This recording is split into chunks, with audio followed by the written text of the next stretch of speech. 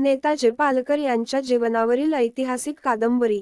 अग्निदिव्य भाग 1. नेताजी पालकर यांच्या जीवनावरील ऐतिहासिक कादंबरी. अग्निदिव्य. लेखक कल्याणी रमण बेन्नूरवार. नेताजी पालकर यांच्या जीवनावरील ऐतिहासिक कादंबरीपेक्षा कमी गल सल्तनतीचे मातब्बर सरदार मिर्झा राजे जयसिंग आणि दिलेर खान यांनी अतिशय नेटाने मोहीम चालवून स्वराज्याचा पार वानरविचका करून टाकला होता.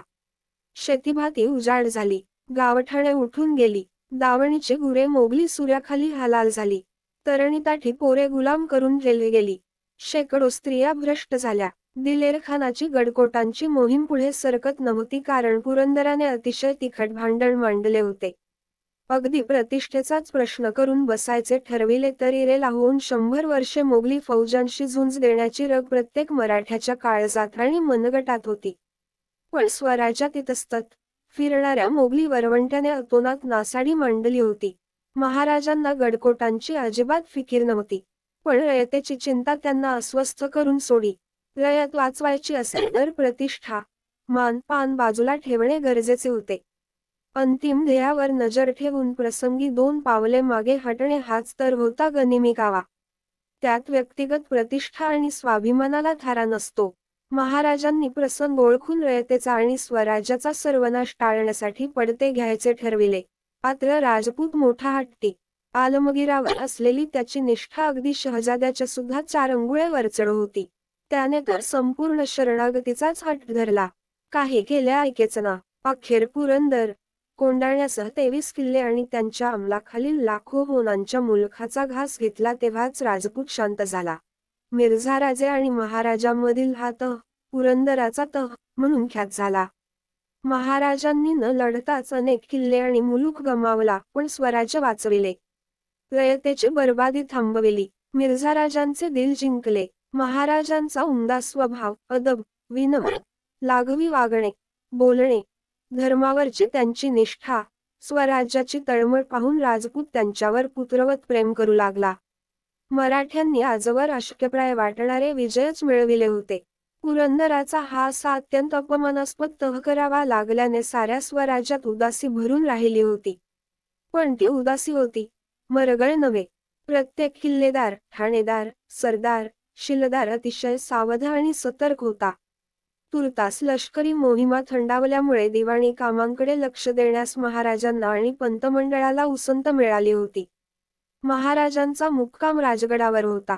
फडावर बसून एकेका तुंबलेल्या प्रकरणाचा ते फडशा पाडित होते. तेव्हा मिर्झा राजांचा जासूद खलिता घेऊन आल्याची वर्दी आली. पूर्णवीरा मामात्रा डून दे त्याला. तसेच लगोलग मोरोपंत, दत्ताजीपंत, त्र्यंबक सोनदेव यांना पाठवून दे.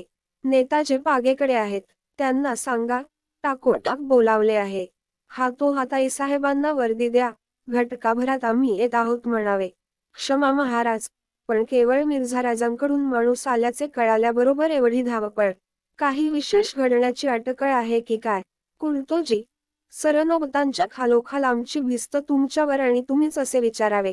परवा नजरबाज बातमी घेऊन आला, तेव्हा तुम्ही समक्ष होतात ना? होय महाराज, आता आलं नीट ध्यानात.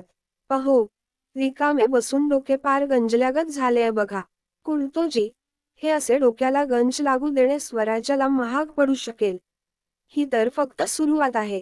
पुढचे बरेच महिने तलवार म्यान ठेवून चिंतेत जळत काढायचे आहेत. अखंड सावधपण असावे, हे समर्थांचे बोल कायम ध्यानात असू देत. तेवढ्यात मिर्झा राजांचा माणूस आणि मागोमाग पंतमंडळी फडावर दाखल झाली. जासुदाने मुजरा करून कंबरेची थल समोर केली. महाराजांच्या इशाऱ्यासरशी फडावरच्या एका कारकुनाने पुढे होऊन ती ताब्यात घेतली आणि मोरोपंतांच्या स्वाधीन केली. जासूद म्हणाला, महाराज साहेब, माझे मालिक मिर्झा राजाजींनी आपल्याला खास मुबारकबाद देण्यास मला फरमावले आहे. तसेच आपणास अत्यंत तातडीने छावणीत दाखल होण्यास सांगितले आहे, असा तोंडी निरोप देण्यास सुद्धा फरमावले आहे. पूर्णविरामी मात्रा. क आहे, तुझ्या धन्याला आमचे धन्यवाद कळव. आता भोजन आणि विश्रांती करून तिसरे प्रहरी आमचा जबाब घेण्यासाठी सदरेवर दाखल हो. लेकिन हुजूर, अब तक तो आपने खत पढाई का? ते वाचल्याशिवाय कसे राहू? पण तुझ्या चेहऱ्यावरून ओसंडून वाहणारी खुशी पत्रात केवळ खुशखबरच असल्याची ग्वाही देत आहे. अरे, याच्या भोजनाची आणि आरामाची चोख व्यवस्था करा. इनामाच्या आशेने जासूद थोडा वेळ घोटमळला, पण साऱ्यांचे निर्विकार चेहरे पाहून मुजरा करीत पाठ न दाखविता फडातून बाहेर निघून गेला. तेवढ्यात नेताजी फडावर दाखल झाले. उघडा, मोरोपंत, दिल्ली दरबारातून पुरंदराच्या तहाला मान्यता आल्याची बातमी आहे. शिवाय शाही फरमान स्वीकारण्यासाठी बोलावणे आले आहे. वाचा. उघडून मोरोपंतांनी खलित्यावर झझर नजर फिरविली. महाराजांचा होरा अगदी अचूक आहे.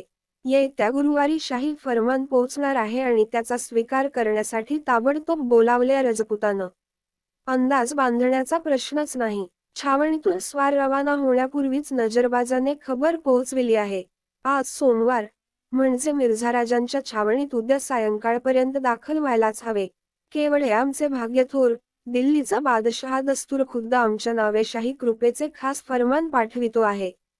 महाराजांच्या स्वरातील विषाद आणि व्यथा लपून राहणारी नव्हती. नेताजी झटकन म्हणाले, पेक्षा कमी पेक्षा जास्त महाराज, आपण बुद्धिबळाचे जाणकार. प्रसंगी 2 पावले मागे हटावे लागले. एखाद दुसरे प्यादे गमवावे लागले तरी श्रेयस्कर. पण राजा वाचविणे महत्वाचे. माझ्या नजरबाजांनी खबरा आणल्यात. राजपुताच्या मनी मोठे राजकारण आहे. ते साधले तर स्वराज्याचा मोठाच फायदा आहे. महाराज, प्रसंग आला तेव्हा प्रत्यक्ष भगवंताला रण सोडून पळावे लागले. पण त्याचे शरम न बाळगता स्वतः सरणछोडदास म्हणवून घेतात भगवंत. हे तैसेच समजायचे. ठीक आहे, आपण सारे आहात साथीला. मग चिंता ती कशाची? चला, ही बातमी आईसाहेबांच्या कानी घालूया. क्रमश